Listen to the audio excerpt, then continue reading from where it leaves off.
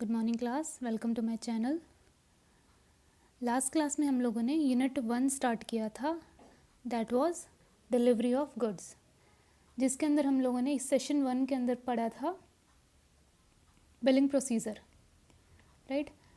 Then उसके बाद हम लोगों ने बिलिंग पर्सोनल के बारे में समझा, उसकी कॉम्पिटेंसीज़ के बारे में समझा। देन उसके बाद हम लोगों ने कुछ अकाउंटिंग हेड्स पढ़े थे, राइट। तो आज की जो क्लास है वो है हमारी वेरियस मोड्स ऑफ पेमेंट्स, कि एक कस्टमर किस मोड को इस्तेमाल करते हुए एक रिटेलर को पेमेंट कर सकता है। तो देखते हैं इसके अंदर क्या है। तो फर्स्ट मोड है जो कि बहुत कॉमनली यूज़ होता है, दैट इज़ कैश। कैश के थ्रू मैं, अब कैश के अंदर क्या क्या आ सकते हैं, एक तो कॉइन्स आ सकते हैं, एक बैंक नोट्स आ सकते हैं, ठीक है। जो नोट्स होते हैं, कॉइन्स, जैसे पहले 1 रुपये का नोट कॉइन होता था, ठीक है, 2 रुपये का, 5 का, 10 का, अभी भी है मार्केट में बट स्टिल इतना ज़्यादा यूज़ में नहीं है, ठीक है, as compare to bank notes, ठीक है। बैंक नोट्स में भी हमारे पास 10 का नोट आ जाता है, 20 का, 50 का, 100, 200, 500। तो ये सब क्या है, इन सब की हेल्प से एक कस्टमर अपना कोई भी सामान परचेज कर सकता है, राइट। देन ये यानी कि कैश के अंदर मेरे पास एक तो कॉइन्स आ गए और बैंक नोट्स आ गए। सेकेंड मोड ऑफ पेमेंट मेरे कस्टमर के पास क्या है, that is credit card. Credit card, customers can pay for their purchases using credit card issued by bank और financial institutes. It allows customer to postpone payment for their purchases. अब ये credit card क्या होता है, तो ये banks या कोई फाइनेंशियल इंस्टीट्यूट्स होते हैं, वो क्या करते हैं, अपने कस्टमर्स को जिन्होंने अपना अकाउंट उस बैंक में खुलवाया होता है, वो अपने कार्ड ये इशू कर देते हैं। अब इस कार्ड की हेल्प से, फॉर एग्ज़ाम्पल कि मैं किसी शॉप के अंदर चली गई, ठीक है। अब मैं शॉप के पास, मैंने अब जो भी कुछ सामान ख़रीदा, मैंने कुछ कपड़े ख़रीद लिए, बैग्स ख़रीद लिए, शूज़ ख़रीद लिए, तो जब पेमेंट करने की बारी है ना, तो मैंने क्या किया, ये क्रेडिट कार्ड इनको दे दिया। तो फॉर एग्ज़ाम्पल कि मेरे पास क्रेडिट कार्ड के अंदर 10,000 रुपये थे, ठीक है, या फिर मेरे बैंक अकाउंट के अंदर 10,000 रुपये थे, लेकिन मेरा बिल बन गया 15,000 का, राइट। तो अब इस केस में क्या होगा कि मैं क्रेडिट ले रही हूँ, क्रेडिट यानी कि उधार ले रही हूँ बैंक से।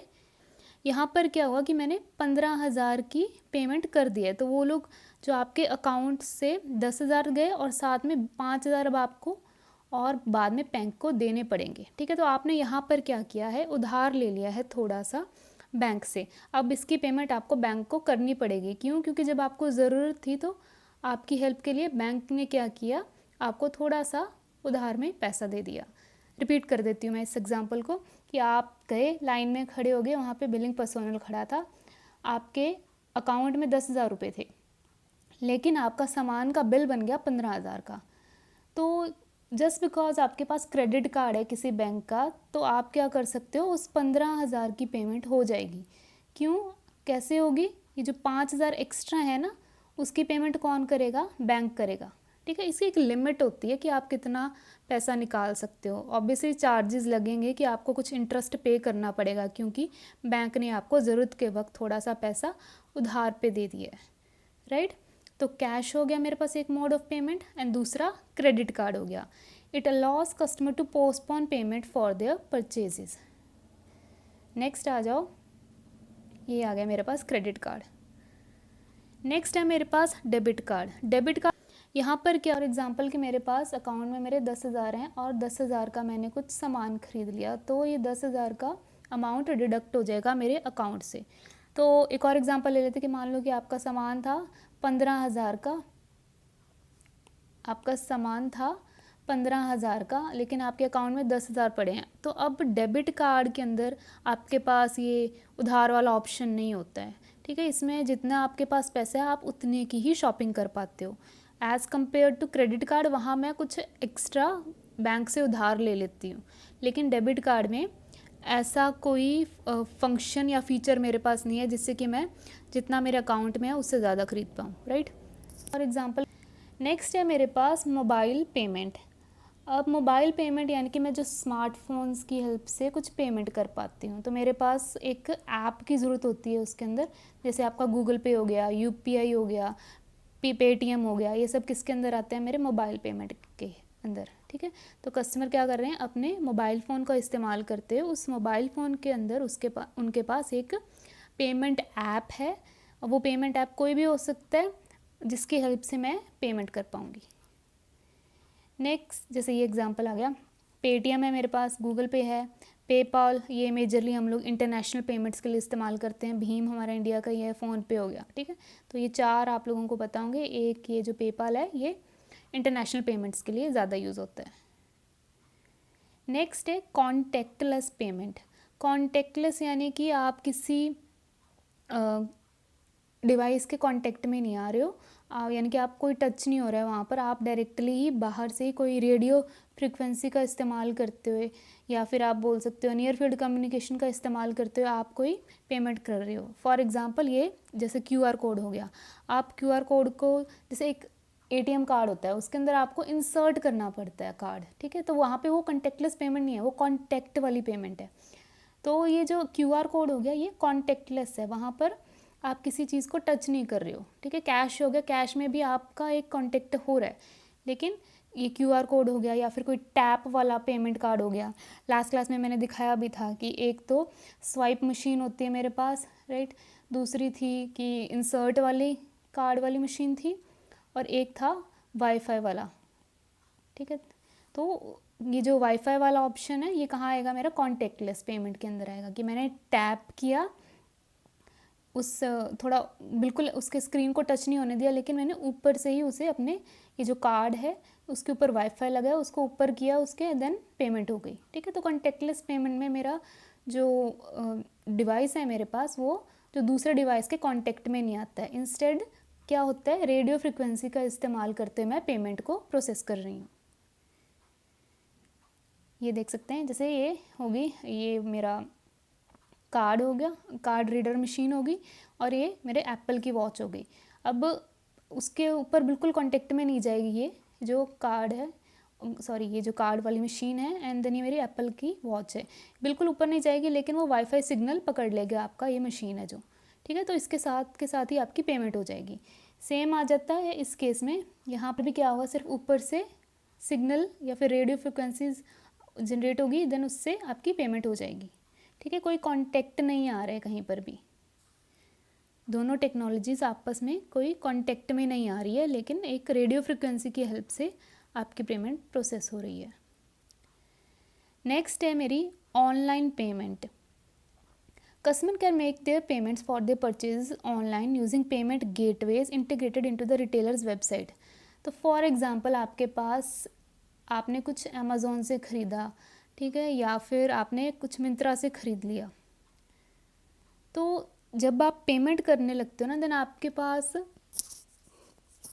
तो जब आप पेमेंट करने लगते हो ना, तो आपके पास वेरियस एक गेटवे खुल जाता है। गेटवे एज इन आपको, आपकी जो अमेज़ोन वाली वेबसाइट है आपको एक पेज के ऊपर ले जाती है, ठीक है। उस पेज के ऊपर आपके पास बहुत सारे ऑप्शंस होते हैं कि आप पेमेंट कैसे करना चाहते हो, ठीक है। तो ये जो रिटेलर की वेबसाइट होती है वो इन गेटवेज़ के साथ जुड़ी होती है, ऑनलाइन मेथड आपको वो दे देती है कि आप कैसे पेमेंट करना चाहते हो। For example top payment gateways हमारे पास इंडिया में कौन से हैं, एक रेज़र पे है, ठीक है, CC एवेन्यू है, बिल डेस्क है, ये पेयू है, ठीक है। तो ये जो हैं ये सब क्या हैं, ये पेमेंट गेटवेज हैं जो मेरी पेमेंट को प्रोसेस करने में हेल्प करती है। तो फॉर एग्जांपल ये अमेज़ोन है, अमेज़ोन ने मान लो रेज़र पे के साथ रेज़र पे को अपना पेमेंट गेटवे बनाया हुआ है। अब ये रेज़र पे क्या करेगा, मेरा उस बैंक में, मान लो मेरा बैंक का, मेरा PNB में मान लो मेरा बैंक अकाउंट है, ठीक है, या फिर SBI के अंदर मेरा बैंक अकाउंट है। तो अब ये रेज़र पे क्या करेगा, इस PNB की वेबसाइट खोल देगा और अमेज़ोन की जो पेमेंट को है वो प्रोसेस करवा देगा, ठीक है। तो ये एक act as a link between both the parties, ठीक है। तो मेरे अकाउंट में से पैसे चले जाएंगे और कहाँ चले जाएंगे, ये जो अमेज़ोन के पास जो रिटेलर है उसके पास चले जाएंगे, ठीक है। तो ये पेमेंट गेटवेज क्या करते हैं, ये एक लिंक बिठा देते हैं ताकि एक अकाउंट से दूसरे अकाउंट में पैसे चले जाएं, राइट। तो ये जैसे एक अमेज़ोन पेमेंट गेटवे है, जब मैंने फॉर एग्जांपल मैंने कुछ ख़रीदा था, देन मेरे पास ये ऑप्शंस आ गए थे कि मैं अपनी पेमेंट किस तरीके से प्रोसेस करना चाहती हूँ। तो नेट बैंकिंग का ऑप्शन है, अदर यूपीआई है, मेरे पास कैश ऑन डिलीवरी है, क्रेडिट कार्ड, डेबिट कार्ड है। तो फॉर एग्जांपल मैंने अगर नेट बैंकिंग चूज़ करती तो ये मुझे एक रेज़र पे की साइट खोल के दिखा देता। इस रेज़र पे फॉर एग्जांपल अगर मैं रेज़र पे कर रही हूँ देन मेरे पास अलग अलग बैंक्स के ऑप्शंस आ जाते हैं, ठीक है। जैसे पीएनबी आ गया, एसबीआई आ गया, आईसीआईसीआई आ गया। तो ये क्या है, ये सारे के सारे बैंक्स इस पेमेंट गेटवे के साथ कनेक्टेड है, राइट। नेक्स्ट है गिफ्ट कार्ड। अब गिफ्ट कार्ड में क्या होते हैं, ये में होते हैं मेरे प्रीपेड कार्ड, यानी कि मेरी पेमेंट पहले से ही हो चुकी है। सो से कि आपने कुछ ख़रीदा, आपने अमेज़ोन से कुछ ख़रीदा तो बदले में अमेज़ोन ने आपको एक गिफ्ट कार्ड दे दिया। तो उस गिफ्ट कार्ड में था लिखा हुआ कि आप ना 10 मई तक 2026 तक कुछ भी ख़रीद सकते हो, 10,000 की लिमिट है आपके पास, ठीक है।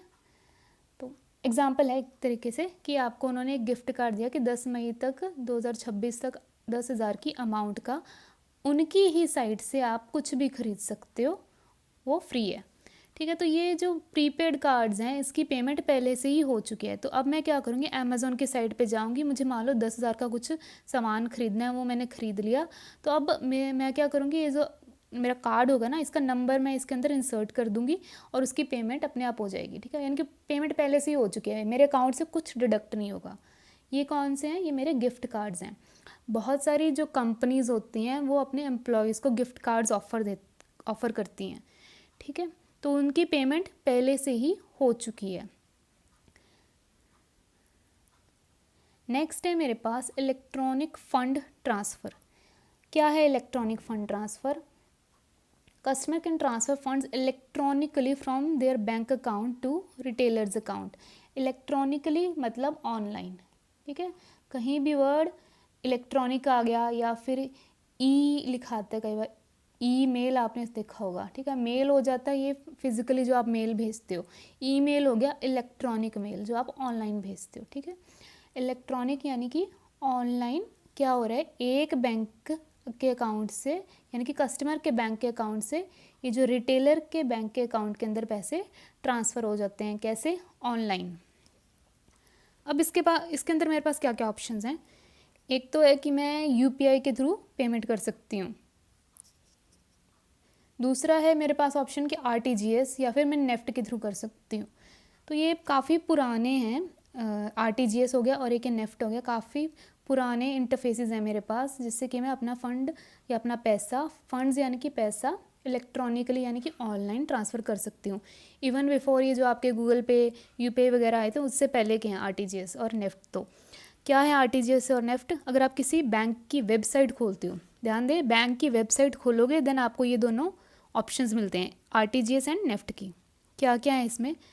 तो आरटीजीएस के अंदर आप मिनिमम आपको अगर मान लो 2 लाख रुपए ट्रांसफ़र करने हैं देन आप आरटीजीएस इस्तेमाल कर सकते हो, मैक्सिमम की कोई लिमिट नहीं है। नेफ्ट के अंदर कोई लिमिट नहीं है मिनिमम और मैक्सिमम की भी कोई लिमिट नहीं है। तो आप सोचोगे फिर तो नेफ्ट से ही करनी चाहिए पेमेंट, आरटीजीएस में क्यों नहीं करते हैं? तो एक छोटा सा डिफरेंस है, आरटीजीएस के अंदर आपकी पेमेंट है वो साथ के साथ हो जाती है रियल टाइम में। तो मान लो मैंने अभी पैसा भेजा है रिटेलर के अकाउंट में, साथ के साथ वो आ जाएगा, रिटेलर के अकाउंट में वो साथ के साथ पैसा दिखना शुरू हो जाएगा। नेफ्ट वाले कई बार 1-2 दिन ले लेते हैं पैसा शो करने में, ठीक है। तो ये था मेरा आरटीजीएस एंड नेफ्ट। और एक और ऑप्शन था मेरे पास, वो था यूपीआई का, unified payment interface full form है उसकी।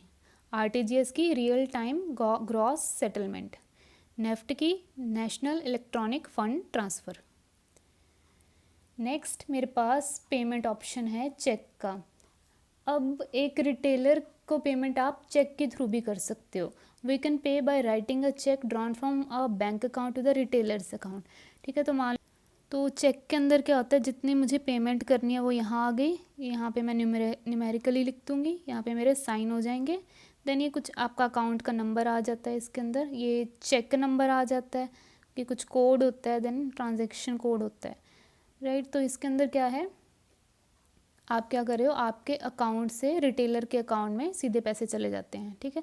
तो मान लो मैंने ये चेक ड्रॉ किया और रिटेलर को दे दिया। अब वो रिटेलर क्या करेगा, वो जाएगा अपने बैंक में और उन बैंक वालों को ये चेक दे देगा। तो वो बैंक वाले अब क्या करेंगे, आपके अकाउंट से उस रिटेलर के अकाउंट में पैसे डाल देंगे, ठीक है।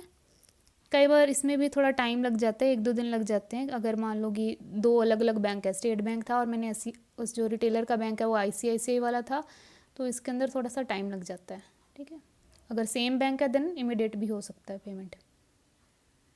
नेक्स्ट है इंस्टॉलमेंट मेथड। इंस्टॉलमेंट होती है आपकी किश्त, क्योंकि किश्त में आप पैसे दे रहे हो। फॉर एग्जांपल आपने 1 लाख का कोई बाइक ख़रीद लिया या 50,000 का कुछ सामान ख़रीद लिया, तो अब क्या कर रहे हो कि आपने इंस्टॉलमेंट में आप कह रहे हो कि आप 10th मंथ में या फिर 1 साल के अंदर आप किश्तों में पैसे दे रहे हो। कि मान लो आपने 2,000 अब इस मंथ पे कर दिए, अगले मंथ आपने 2,000 पे कर दिए, फिर अगले मंथ आपने 5,000 पे कर दिए, राइट। तो ये कुछ भी हो सकती है। ये पहले मंथ शायद आपकी ये भी हो सकती है कि ज़्यादा आप 15,000 पे कर रहे हो, ठीक है। देन उसके बाद आप 2,000 के बाद 2,000 की इंस्टॉलमेंट में पैसे इंस्टॉलमेंट के अंदर आप पेमेंट कर रहे हो, ठीक है। तो इंस्टॉलमेंट में क्या कर रहे हो आप, बजाय कि सारी की सारी पेमेंट एक बार करो, आप क्या कर रहे हो, आपने अपनी पेमेंट को एक छोटे छोटे हिस्सों में डिवाइड कर दिया है। एंड देन आप उस रिटेलर को, जो आप रिटेलर से आपने सामान खरीदा, उसे धीरे धीरे करके वो पैसा लौटा रहे हो, राइट। तो some retailers allow their customer to pay for their purchase in multiple instalment over a period of specific time. तो एक स्पेसिफिक पीरियड के अंदर आपको ये पेमेंट करनी पड़ती है। अगर आप नहीं कर पाते हो देन रिटेलर के पास राइट भी होता है कि वो अपना प्रोडक्ट वापस भी लेके जा सकता है, ठीक है। तो that is all for today's class. I hope कि आपको ये क्लास क्लियर हो गई हो। नेक्स्ट क्लास में हम लोग प्रिकॉशंस पढ़ेंगे, ठीक है। Thank you.